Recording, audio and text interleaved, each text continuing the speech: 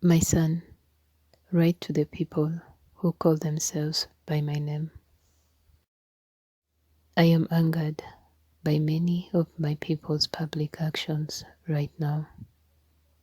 You are not doing the things that are most important to me because your hearts are not right.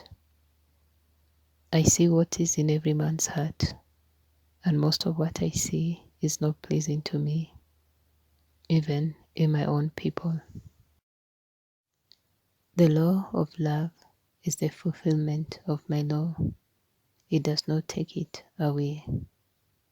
If you truly love me and your brother, you have fulfilled all of the commandments.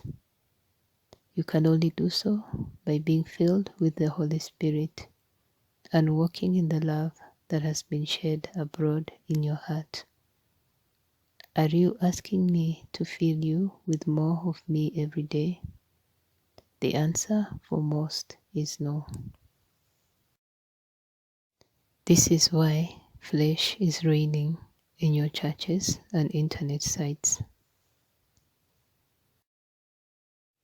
As you may have noticed, there are no parts of the spiritual armor listed by Paul in Ephesians chapter 6 verse 10 to 18 that protect the back. That is what each of you is supposed to guard for one another in prayer and supplication. Instead, I see many sticking daggers into each other's backs. Do you think that I'm pleased with this? Do you think that I don't see what you write to each other on social media websites? Do you think that I don't see every comment written?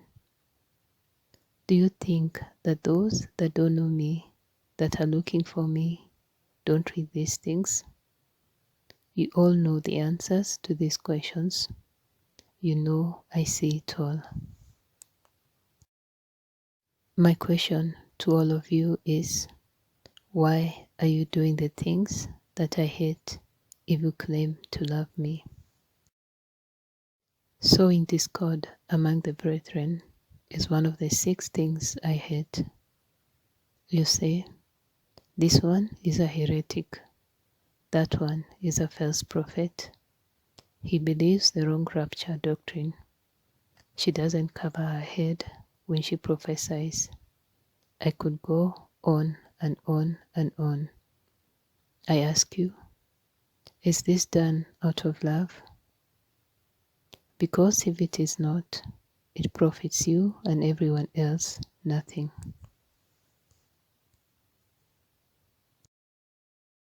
I tell you, it is out of your pride that you do this, because you think you know things, but you truly know nothing, yet as you ought to know.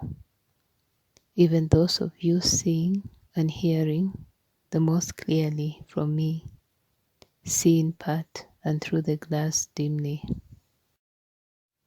There is a right way to correct a brother, but there are few who do this anymore. This is the generation of now. Men are speaking whatever comes to their minds without pondering the results, both physically and spiritually, of what they write or say. Has it not been written that you must bring every thought into captivity to the obedience of Christ? Did I not say that every idle word would be judged on Judgment Day? These thoughts and words need to be repented of and put under my blood, or you will pay the price for them. I paid the price, you need not, but you must die to this carnality.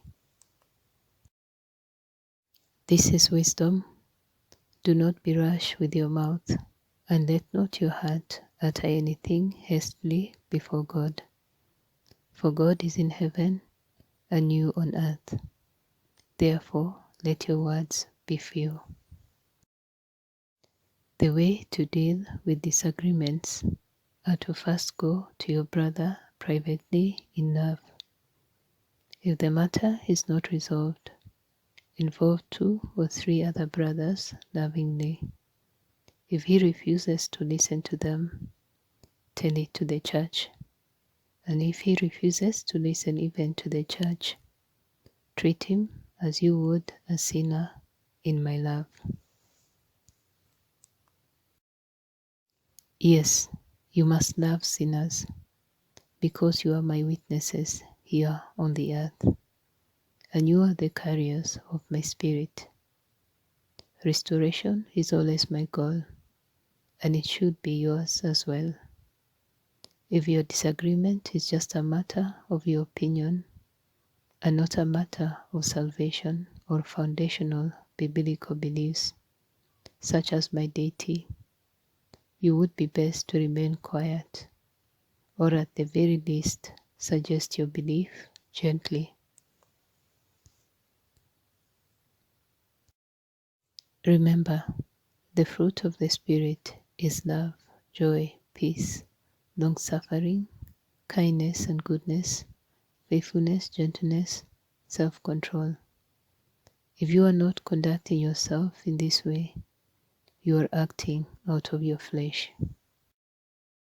It is written, "He who is spiritual judges all things, yet he himself is rightly judged by no one."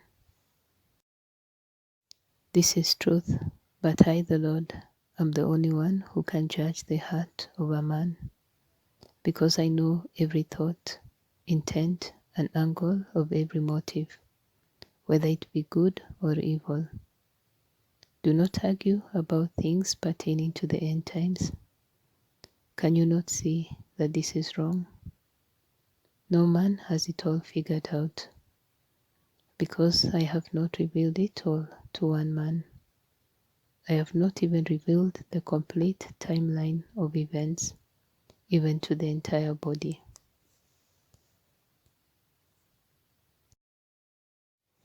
You only know a fraction of what will happen in the coming days, so that you can be prepared for what lies ahead. Your best preparation is to be in the right standing with me. When you argue, you are not in the right standing with me. You must be in communion with me constantly and repent of all your sins. Do not just ask for forgiveness of your sins. Truly repent. This means to turn away from them and do the good works that I have prepared for each of you to do.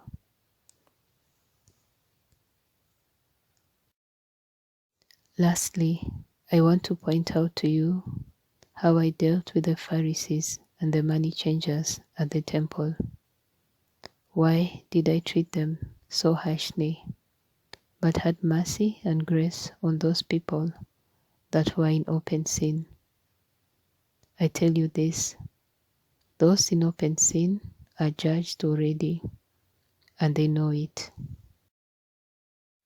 Those with hidden sin look good on the outside, but have wickedness in their hearts, even though they think they are doing good in my eyes. They are cups that are clean on the outside, but filthy on the inside. They are whitewashed tombs. Their lips say they love me, but they hate their brother and publicly disparage him by name. My children, if you see a doctrine or belief that goes against my word, you must expose it and contend for the faith. But you are not to act in the ways of this world, but in the Spirit, and thus in love. There are many who are in danger of being cast into the great tribulation because of their lack of love toward their brothers. The great tribulation will be the last chance out of my mercy and punishment before eternal punishment in the lake of fire. Heed my words. Jesus Christ, Yahushua HaMashiach.